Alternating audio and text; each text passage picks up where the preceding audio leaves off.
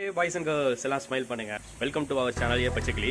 இன்னைக்கு என்ன செய்ய போறோம்னா ஒரு தூதுவளை ரசம் செய்ய போறோம். ஏன்னா ரொம்ப காஃபா இருக்கு, ரொம்ப கோல்டா இருக்கு சொல்லி எங்க அம்மாட்ட கேட்டிருந்தேன். எங்க அம்மா அதுக்காக பண்ணி தரேன்னு சொன்னாங்க. வாங்க எப்படி பண்றோம்னு பார்ப்போம். ஃபர்ஸ்ட் நம்ம தூதுவளை எடுத்துக்கலாம். அந்த மாதிரி ஆஞ்சி தூதுவளையை நல்லா சின்னதா ஆஞ்சி வச்சுக்கோங்க. ரசம் செய்யறதுக்கு 5 பட்டை மிளகா, 10 பல்லு பூண்டு எடுத்துக்கோங்க. தூள் மிளகு காஞ்ச உடனே பட்டை மிளகாயை போட்டு கொஞ்சம் வதக்கிக்கோங்க. கழுவி வச்சுட்டா தூதுவளை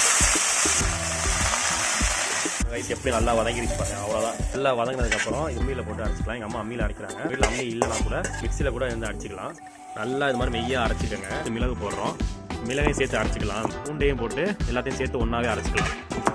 அரைச்ச விழுத எவ்வளோ ரசம் வைக்க போகிறீங்களோ தண்ணியில் போட்டு அரைச்சிக்கோங்க. அடுத்து கொஞ்சமாக உப்பு போட்டுக்கோங்க.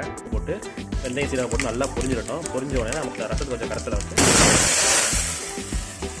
மழை ஒரு 4-5 கொதிக்க விட்டிங்கன்னா ரசம் ரெடியாக கொதிக்கணுங்க. நல்லா கொதிச்சோடனே அவ்வளோதாங்க, ரசம் ரெடி ஆயிடுச்சு. அவ்வளோ நம்ம சாப்பாடில் போடுறதா சாப்பாடில் சாப்பிடலாம், இல்லை தனியாக குடிக்கிறதா குடிச்சிக்கலாம். Rasam ready. Stay tune. Bye guys.